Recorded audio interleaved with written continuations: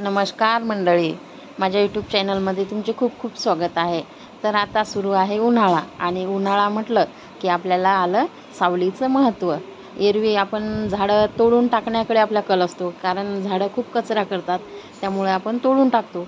पण उन्हाळा आला की लगेच आपण उन्हात चाललो की लगेच आपण सावलीचा आधार शोधत असतो। जिथं झाड दिसेल तिथं आपण थांबत असतो। तर बघू शकता आता आम्ही जात आहे रस्त्याने आणि झाडं बघा किती, जिथं झाड आहे तिथंच फक्त सावली दिसत आहे आणि बाकी खूप ऊन आहे।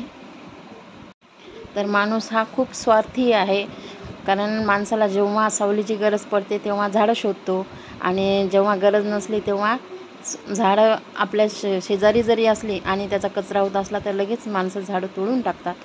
तर असा स्वार्थीपणा करून पुरत नाही, कारण झाडं हे निस्वार्थी प्रेम करणारे आहेत, तर त्यांना आपण नक्की लावायला पाहिजे आणि त्यांना मोठं करायला पाहिजे।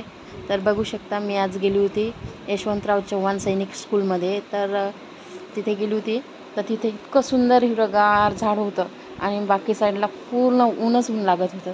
तर तेव्हा मला झाडाचं महत्त्व कळालं, कारण माझ्या अंगणामध्ये सुद्धा एक लिंबाचं झाड होतं। तर मी असंच केलं, कचरा होत होता म्हणून मी तोडायला लावलं, पण आता मला खरंच खूप झाडाचं महत्त्व कळालं। आणि हा आहे रेल्वे उड्डाणपूल। तर वाशिमचा रेल्वे उड्डाणपूल आहे आणि या उड्डाणपुलासाठी खूप सारे झाडं तोडलेले आहेत, कारण खूप झाडं होते तिथे, पण पूर्ण हिरवंगार निसर्गरम्य वातावरण होतं आणि संध्याकाळचा असा किलबिलाट राहायचा। तर बघू शकता आता एवढा मोठा पूल बांधला म्हटल्यानंतर झाडं तर तोडणारच। आणि बघा कसं असं वातावरण, झाडं नसले की असं विद्रूप वातावरण दिसते। तर नक्की या पावसाळ्यामध्ये सगळ्यांनी एक एक तरी झाड लावायला हवं। तर माझे ब्लॉग तुम्हाला कसे वाटतात नक्की कमेंटमध्ये सांगत जा, आणि असेच नवनवीन ब्लॉग तुमच्यासाठी मी आता घेऊन येणार आहे। तर मला लाईक करत जा, शेअर करत जा आणि सपोर्ट करायला विसरू नका। थँक्यू।